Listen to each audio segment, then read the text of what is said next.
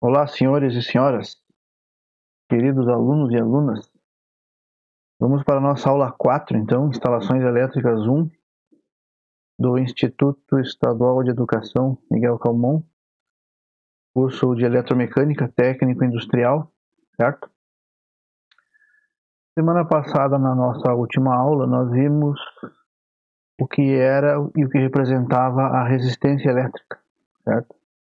Passamos por todos os conceitos mais fundamentais da eletrostática, da eletrodinâmica. Vimos o que é uma corrente, o que é uma tensão, né? Vimos a resistência, o fenômeno. E vamos estudar agora a lei de Ohm, certo? A lei de Ohm, pessoal, eu diria para vocês que a lei de Ohm é talvez o aspecto mais importante de toda a eletrodinâmica, de toda a parte de circuitos, de toda a parte de análise de circuitos, de comportamento. Porque da lei de Ohm, sem a lei de Ohm, você não consegue interpretar nenhum outro conceito. A lei de Ohm ela é base para praticamente todos os conceitos que se seguem após ela. E, sendo ela uma base fundamental, ela deve ser estudada com rigor, certo? Eu vou tentar aqui trazer para vocês o que eu separei de mais importante na literatura. Eu sempre gosto de destacar para vocês o livro do Boylestad, né? Porque a escola tem esse livro, tem outros autores, claro que tem outros autores, né? Mas é um livro que está acessível, né? E o Gussov, Eletricidade Básica, né? Tem a última edição dele é a segunda, né? Tem uma mais antiga, tem na escola também, eu tenho a mais nova. E o Boylestad tem a mais nova na escola, eu tenho uma mais antiga comigo, tá? Você acha também boa parte desses conceitos, quase que todos praticamente, nos livros de física do terceiro ano do ensino médio, tá? Aqui a gente vai abordar de uma forma mais voltada para o campo, mais voltada para a prática, porque a disciplina pede isso, certo? Ok. Então, lei de Ohm, o que nós trataremos? Lei de Ohm, né, o que é a lei de Ohm, conceito de potência e conceito de energia. E são conceitos também fundamentais que se seguem após o estudo da lei de Ohm, que já dão para nós subsídios para fazer a análise de circuitos, que é o próximo tópico da disciplina, certo?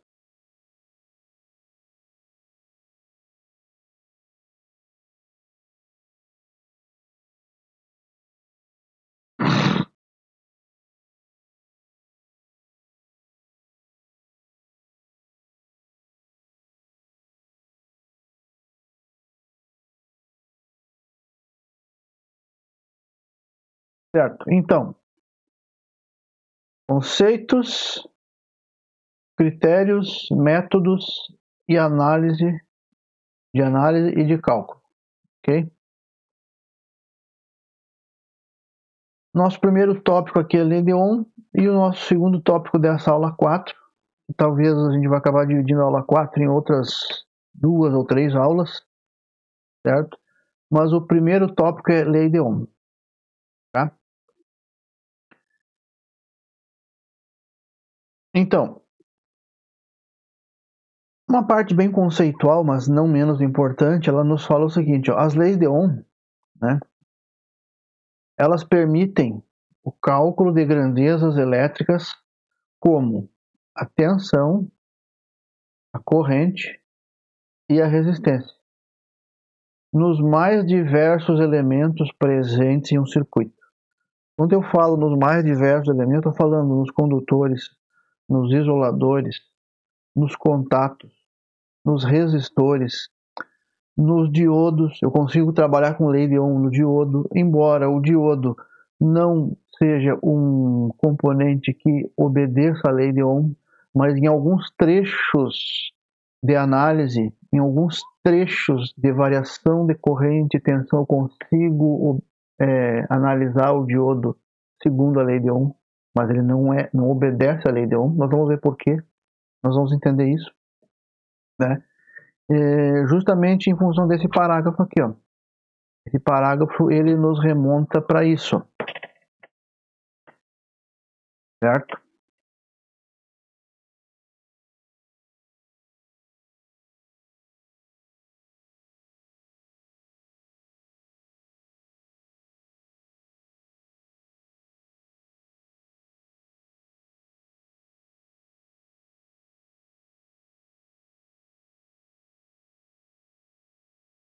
Ok. Então, esse parágrafo nos diz o quê? Né? Que essas leis de Ohm, somente devem ser aplicadas às resistências puramente ômicas. Ou seja, resistências que tenham um módulo constante. Nós vamos ver o que é um módulo constante, certo? Okay? Na prática, é uma resistência que não varia o seu valor com o aumento da temperatura ou com o aumento da tensão que está sobre o componente. Okay? É o fundamento principal, o fundamento mais básico. Tá? Então, a resistência ômica ela é uma propriedade do material. É uma propriedade do material que é percorrido por uma corrente elétrica. Essa propriedade, pessoal, ela depende da geometria do material, da geometria do corpo, do condutor que está conduzindo essa corrente elétrica, a barra de cobre, né? É uma propriedade geométrica, né? Comprimento e a área transversal. Ela depende ainda da resistividade do material. E essa resistividade, né? Nós temos que destacar aqui que a resistividade é uma propriedade exclusiva do material, ela é intrínseca do material. O cobre tem a sua resistividade, o alumínio tem a sua resistividade, né? O zinco já foi muito usado em ligas, né? Em alguns condutores no passado, tem a sua resistividade, né? O nosso material mais usado aqui é o cobre. Nós vamos trabalhar muito com a resistividade do cobre. Na aula passada nós fizemos alguns exercícios onde nós calculamos a resistência ômica por meio daquela equaçãozinha que vocês viram, onde a gente viu, né, que a resistência em ohms de um condutor, vamos adotar que esse condutor seja um condutor de seção cilíndrica, né? Ele tem uma seção circular, certo? Então, a área da seção transversal, esta achura que eu estou fazendo aqui nesse momento com vocês, entendeu? Então, esta é a área que eu estou falando, a área, ok? O comprimento e o Rho. O Rho é uma propriedade do material, é do metal, ele pertence ao metal, é a química do metal, certo? Eu não consigo mexer no Rho do cobre. O Rho do cobre é do cobre. Ah, mas eu consigo manipular a resistividade de um condutor? Consegue. Se tu fizer uma liga de dois metais, né, tu vai ter uma outra resistividade, que não é a do cobre e não é do outro metal que foi adicionado. Esse outro condutor terá a sua resistividade, ok? Então, a resistência ômica é diretamente proporcional ao Rho e ao comprimento, e inversamente proporcional à área. Se eu aumentar a área, né? Se eu aumentar a área, eu diminuo a resistência. Se eu aumentar a área, eu diminuo a resistência. E se eu diminuir a área, eu aumento a resistência. Certo? Inversamente. Aqui, se eu diminuir o comprimento, eu diminuo a resistência. Se eu diminuir o Rho, eu diminuo a resistência. Se eu aumentar o comprimento, eu aumento a resistência. Certo? Não podemos perder isso de vista. Tá? Seguimos então. Olha só. Nos circuitos elétricos, o efeito que se espera em um condutor é o quê? O que nós esperamos que um condutor de eletricidade faça? Que ele conduza a eletricidade, que ele conduza a energia elétrica, e ele permita o quê? Permita o escoamento das cargas elétricas. Lembram lá da corrente elétrica? Né? Onde eu dizia que corrente elétrica é Coulomb por segundo, né? Ou Coulomb no tempo, né? Certo? A carga Q de 1 Coulomb. Quanto que armazena 1 Coulomb? Quantos elétrons? 6,25 vezes 10 elevado a 18 elétrons. Então eu digo o quê? Que 1 ampere é 1 Coulomb por segundo. 1 ampere é todo esse monte de elétrons aqui a cada segundo. Isso é 1 ampere. Certo? Então, o efeito que eu espero é justamente esse, que ele permita o escoamento das cargas. Ou seja, que haja corrente elétrica. E a diferença de potencial, isso é o enunciado da lei de Ohm, certo? A diferença de potencial, ou a tensão entre dois pontos de um circuito, é quem produz ou cria esse deslocamento de cargas elétricas. É a causa. É a diferença de potencial que causa esse escoamento das cargas. Lembra do raciocínio que a gente fez na aula anterior? Analogia com a água? Um reservatório conectado a uma tubulação, né? 10 metros, cada 10 metros, né? Cada 1 MCA, 10 metros, cada 10 MCA, 10 metros, 1 kg de pressão na torneira. Lembram? Eu criava uma condição, uma pressão. O gerador de energia, o que ele faz? Ele cria uma falta de elétrons em um terminal e um excesso em outro. Nada mais do que isso. Quando ele cria essa falta, quando ele produz essa falta, ele está produzindo uma causa, ele está causando uma DDP. Certo? Ele está causando uma DDP. Causando essa DDP, eu tenho uma diferença de potencial e, consequentemente, eu tenho o quê? Um escoamento de cargas. Eu estou permitindo o escoamento de cargas. Certo? Resistência ôhmica é a capacidade que o condutor tem de quê? De se opor à passagem dessa corrente elétrica. Ele produz essa oposição, certo? Então, o enunciado da lei de Ohm, traduzindo de uma forma prática, com aplicação direta, são esses 3 parágrafos. Isso é o que traduziu a pesquisa do Ohm, quando ele pesquisou isso lá em 1827, né? Segundo o Boylestad, ok? Então, efeito, causa e oposição, o Ohm traduziu nesta equaçãozinha. Efeito é igual a causa sobre oposição. Quem é o efeito? O efeito que eu espero? A corrente elétrica, quem eu espero. Quem é que causa a corrente elétrica? Quem é que produz a corrente elétrica? O que eu preciso ter no condutor para que haja corrente elétrica? Eu preciso ter diferença de potencial. E quem é que produz a oposição? A resistência. Ou, conforme o Ohm encontrou, I é V sobre R. Foi isso que o Ohm encontrou. Certo? Ok. O Ohm descobriu isso aí lá em 1827, né? Então, físico e matemático alemão, na sua pesquisa de forma empírica, foi testando com um condutor de um tamanho e uma seção. Depois ele aumentava o tamanho e mantinha a seção. Depois ele mantinha o comprimento, tamanho do condutor e alterava a seção, certo?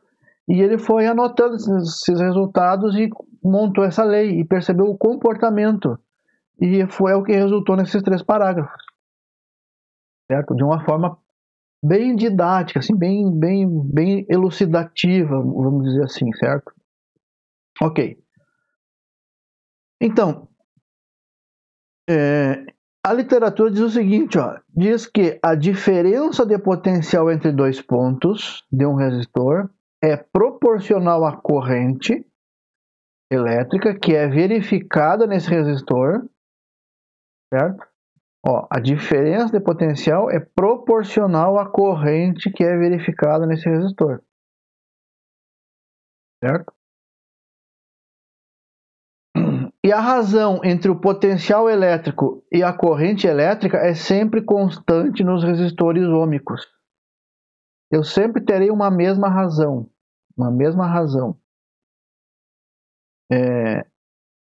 entre o potencial elétrico e a corrente elétrica, né? Ó, potencial elétrico, a literatura chama de E, né? Potencial elétrico, né? E corrente elétrica, I, certo? E, ERI, né?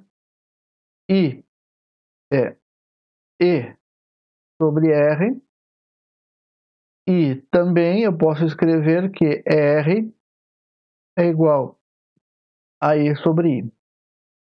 E sobre I. A razão entre o potencial elétrico e a corrente,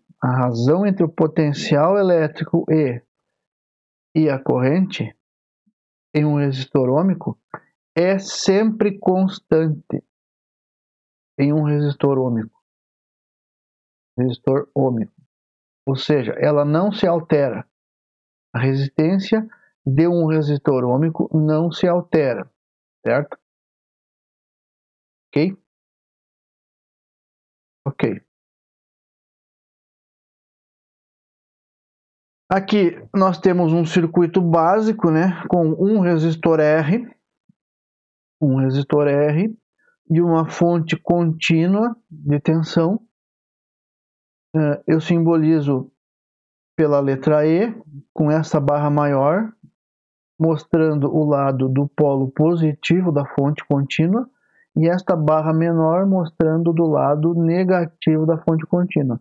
A corrente I, como a gente adota sempre o sentido convencional e não o eletrônico, mas o eletrônico é o sentido real, é o existente, mas a gente adota o convencional, que é o que está presente na literatura, né? A corrente sai do polo positivo e vai para a carga e volta para o polo negativo, certo? O resistor R, o que o resistor R está representado por este mais e este menos? Quando a corrente I inicia a sua travessia no resistor, ela é máxima. Nesse ponto do resistor ela é máxima. Ela tem o mesmo valor com o qual ela saiu aqui da fonte. Ela chega aqui no resistor. Então ela chega com este sinal de mais. É apenas uma convenção, uma forma de adotar, de analisar. Nós vamos precisar desse conceito quando a gente for trabalhar com as leis de Kirchhoff lá na frente. Então ela entra no resistor com mais, na medida em que ela vai avançando dentro do resistor, ou dentro do componente resistivo, essa tensão ela vai sofrendo uma queda, de forma que ela sempre sai menor do que quando ela entrou aqui no resistor, entendeu? Ela entra com um valor, né? Vamos supor, essa fonte aqui produziu 12 volts. E ela vai entrar nesse resistor aqui, ela vai entrar com 12. Ela vai sair com 11,5, 11,8 ou 10, dependendo do valor desse resistor. Então é para eu simbolizar, é uma simbologia adotada para representar que aqui neste resistor está ocorrendo uma queda de tensão. Uma queda de tensão. Queda de tensão. Certo? Por quê? Porque nós dissemos que parte da tensão que a fonte produziu foi consumida, foi drenada pelo resistor. E o resto voltou para a fonte. Esse é o raciocínio. Tá? Ok.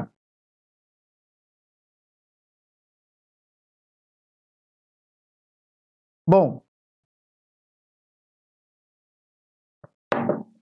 aqui tem uma continha. Aqui tem uma continha de exemplo, tá? Então diz assim, ó.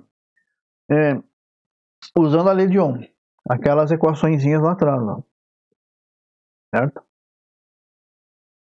Qual a tensão deve ser aplicada no ferro de solda abaixo? Então aqui eu tenho um ferro de solda. Aqui estão os terminais dele.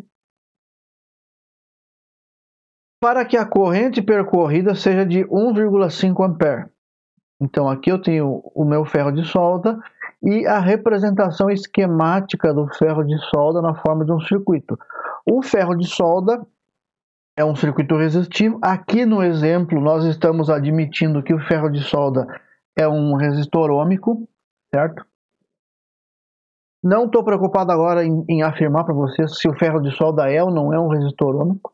Certo? Nós vamos trabalhar isso mais à frente quando nós falarmos da lâmpada incandescente. A lâmpada incandescente com filamentos de tungstênio não é um resistor ôhmico. Por quê? Porque conforme a temperatura vai aumentando, a resistência também vai aumentando. Certo? Então ela sofre um aumento na resistência ôhmica do filamento com o aumento da temperatura, de forma que o gráfico da resistência não descreve uma reta, e sim uma curva. Nós vamos tratar disso lá na frente. Agora vamos nos deter nesse exemplo aqui. Então, olha só. Aqui a representação esquemática do resistor, né? Olha só. Um polo mais e um polo menos, apenas para identificar onde que eu vou ligar o positivo da minha bateria e onde que eu vou ligar o negativo da minha bateria. Supondo, né, que eu tenha uma bateria e que eu queira ligar esse ferro de solda em uma bateria, certo? Então, eu vou lá, conecto, polo negativo, conecto, polo negativo, polo positivo, né? Bateria. Então, a bateria está fornecendo aqui por circuito 1,5 ampere e este circuito tem esta resistência de 80 ohms. Então, se eu tenho que VRI, V, eu não vou usar V, eu vou usar o E, porque é o que eu estou esperando aqui de chegada, que é o que a minha bateria vai fornecer, certo? Então eu vou riscar aqui, não é E, não é V. V vai ser a unidade. Embora a gente vai acabar usando V muitas vezes quando a gente falar do termo queda de tensão. Mas por hora vamos adotar o E. E é igual R vezes I. Que é igual. Qual é o valor do R? 80. Quem é o I? 1,5. Quanto que vale 80 vezes 1,5? 120. Certo? 120 volts.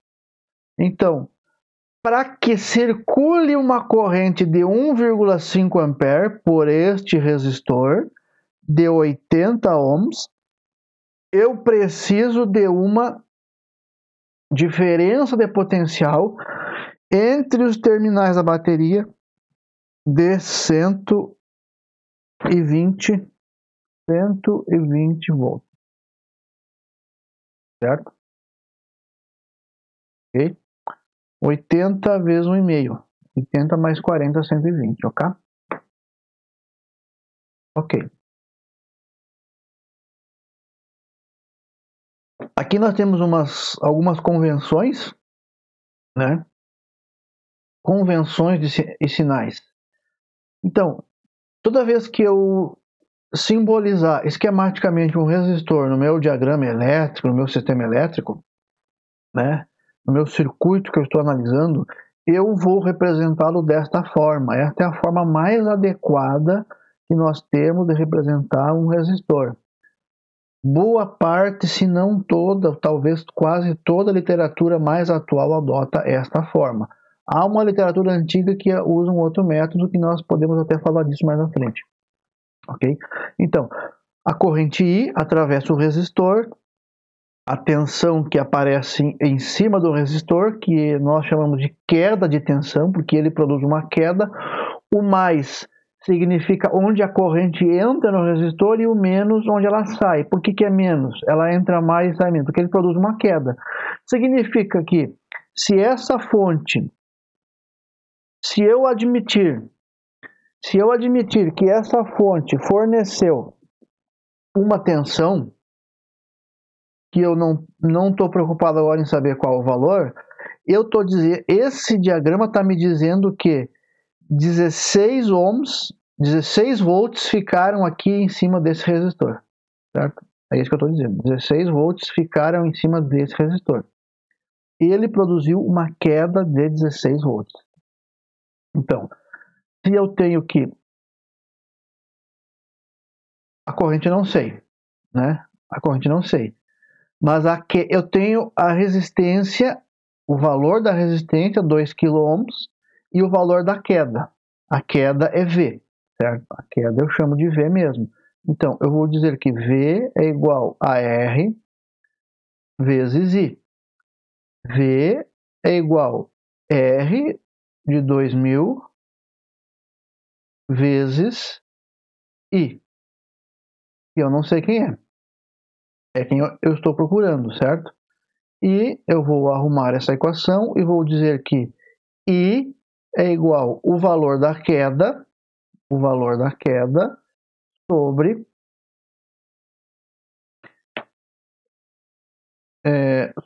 o valor da resistência, sobre 2000. A queda eu sei que é 16. 16 sobre 2000, certo? Se eu efetuar a continha aqui na máquina, 16, 2000, eu vou ter que teria encontrado uma I de 8 mA. 8 mA. Vamos conferir. Conferindo, V é igual a R vezes I, que é igual a R de 2000 vezes 0,008. 8 mA. Vezes 2000, terei V igual 16 volts. 16 volts. Certo? O símbolo positivo mais na entrada indica polaridade, indica que a corrente está entrando no resistor neste lado aqui e está saindo neste lado aqui. Indica também que houve uma queda.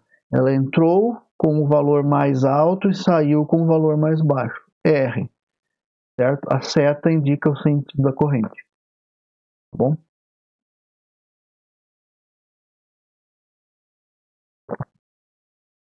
Aqui alguns gráficos. Então, nós temos assim, ó.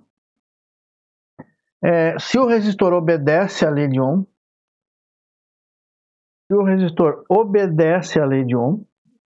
o gráfico tem que ser uma reta. Isso é chave. Se o resistor obedece à lei de Ohm, o gráfico tem que ser uma reta. Não pode ser uma curva, tem que ser uma reta. Certo? Por quê? Porque se ele é um resistor ôhmico, o comportamento da resistência com o aumento da corrente e da tensão, ele é linear. É linear. O que é linear? Esse resistor é um resistor de 5 ohms. 5 ohms. Por que ele é um resistor de 5 ohms? Porque eu apliquei 5 volts Eu apliquei 5 volts. Aqui está o zero. Eu fui lá e apliquei 5 volts no resistor. Eu tinha lá um resistor. Certo? E aí eu liguei ele numa fonte e fui testando o valor dele. Certo? E fui regulando o valor dessa fonte. Fui aumentando essa fonte. Eu apliquei 5 volts neste resistor e verifiquei que ele mostrou para mim uma corrente que estava circulando da entrada para a saída de 1 ampere. 1 ampere. 5 volts eu apliquei e ele me mostrou 1 ampere. Bom, por que ele me mostrou 1 ampere? Porque eu voltei lá, apliquei a lei de Ohm, que a lei de Ohm diz o quê? A equaçãozinha da lei de Ohm, ela diz que I é a tensão que eu aplico sobre a resistência do resistor. A tensão que eu apliquei era 5 volts. E a resistência do resistor era 5 ohms. Eu não sabia que era 5 ohms, certo? E ele me devolveu a corrente de 1 ampere. Mas eu apliquei essa equação de outra forma, né? A corrente eu medi e a tensão eu medi. Então, eu usei R é igual a E sobre I. O R eu não conheço, eu estou atrás do R. Então, qual é a tensão que eu apliquei? Eu apliquei 5. Qual é a corrente que eu medi? Eu medi 1 ampere. Então, qual é o valor do R? O R é 5 ohms. Certo? E eu vou construindo o gráfico. Quando eu apliquei 30 volts no resistor, ele me mostrou 6 amperes. Eu fui lá na minha fonte, regulei a minha fonte e apliquei 30. E ele me devolveu a corrente de 6 amperes. Eu fui lá, fiz a continha. R é igual. Eu apliquei quantos volts? Fui lá e apliquei 30. 30. E medi lá na minha fonte 6 amperes. 30 por 6, 5 ohms. Por que ele é ômico? Porque ele mantém a mesma razão do zero até o final. Eu vou variando a tensão, a resistência eu não consigo variar. Se ele é um resistor fixo, eu não consigo variar a resistência. A resistência é fixa, ele é linear. Eu vou variando a tensão, volt por volt, e vou medindo a corrente, fazendo a continha. Apliquei 5 volts e medi 6 amperes, 1 ampere. Ah, então deu 5 ohms. Cheguei lá no 30. Com 30 volts, ele me devolveu 6 amperes. Então, ele é ômico puro de 5 ohms. Esse é o raciocínio, tá?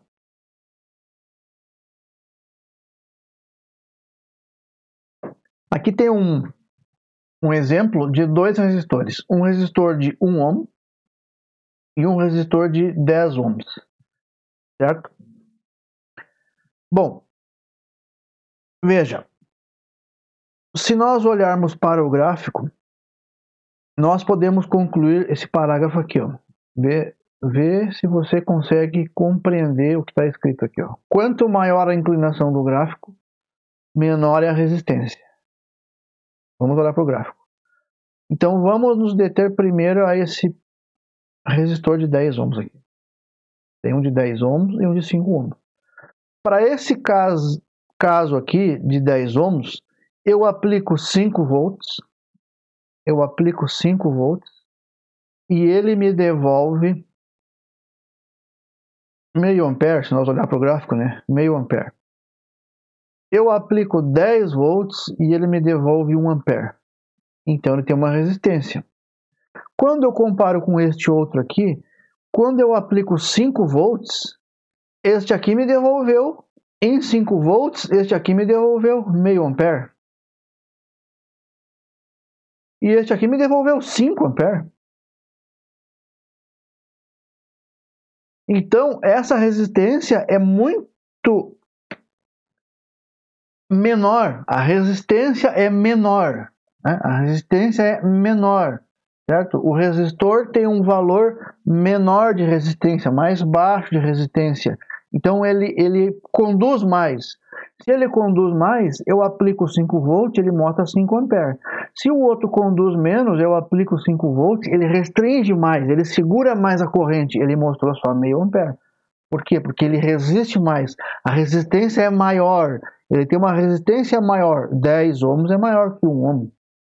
Então, esta reta com uma inclinação, quanto maior a inclinação, menor o valor do resistor. Mais ele se aproxima de um curto-circuito, certo? E não de um resistor. E quanto menor a inclinação, maior é a resistência. Certo? Eu posso olhar por isso aqui, ó. Se ele é uma reta, eu consigo construir uma equação. E se eu consigo construir uma equação, é a equação da reta, eu digo que a equação da reta ela é y é igual a mx mais b. É o que está aqui, ó, a equação da reta. A equação da reta que você estudou lá no primeiro ano do ensino médio, a equação da reta diz o seguinte, que m é a inclinação, x é a variável e b é o termo independente. O termo independente é o local que o gráfico toca o eixo y. Em que local do gráfico em que o eixo y é tocado? No b igual a zero. Olha aqui, ó. O gráfico toca em b igual a zero. Por isso que o b é zero. O gráfico parte de zero.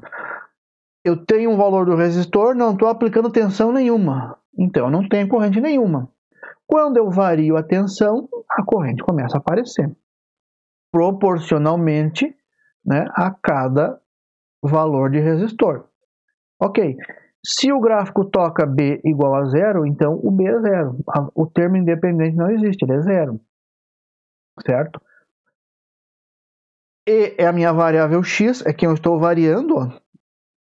Minha variável x, o meu eixo x, o meu eixo das abscissas, é a tensão, é quem eu estou variando, e o m é a minha inclinação, a inclinação da reta. Lembrem, se a inclinação é maior, a resistência é menor, então elas são inversas, certo? Elas são inversas. Então, se a resistência é menor, a corrente é maior. Ó, a corrente é inversamente proporcional à resistência para um dado valor de tensão aplicada. Então, se eu diminuir a resistência, eu estou aumentando a corrente. Eu estou diminuindo a resistência. Eu tinha 10 ohms e fui para 1 ohm. O gráfico tinha uma inclinação, agora ele tem uma inclinação maior, ele é mais inclinado. Então a inclinação demonstra isso, certo? Então eu consigo trabalhar dessa forma. Ok? Consigo demonstrar ainda, né, usando o conceito da inclinação que você adotou e consegue aplicar agora lá do ensino médio para cá, né? Que eu consigo mostrar, por exemplo, uma variação, um delta y, ou uma variação da corrente dividido por uma variação da tensão, né, vai me dar 1 sobre R. Vamos entender isso aqui. Olha só. Aqui eu estou analisando esse trecho aqui. Eu estava com a tensão em 15 volts e fui para 20 volts, certo? Então, qual é a variação da tensão no trecho escolhido? A variação da tensão é tensão final menos tensão inicial. E a tensão final? 20. 20 menos 15. 20 menos 15. Então, 5 volts. Então, neste trecho, eu variei a tensão de 15 para 20, eu variei 5 volts. Daqui para cá eu tenho 5 volts. 5 volts. Certo?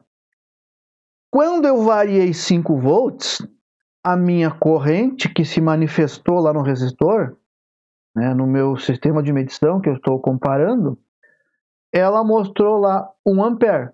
Ela estava em 3 amperes e foi para 4 amperes. Então, ela manifestou 1 ampere. E aí eu fiz a continha. R é V sobre I. Variação da tensão dividida pela variação da corrente. 5 sobre 1. 5 ohms. Então eu deduzo que este resistor é um resistor de 5 ohms. Por este raciocínio. Certo? Ok? Isso aqui eu queria entrar com vocês, esse assunto é importante. Ó. O caso do diodo semicondutor e o caso da lâmpada de filamento. Que são 2 casos. O diodo semicondutor, ele, na verdade, ele não está sozinho nessa família de elementos que não se comportam como resistores ôhmicos.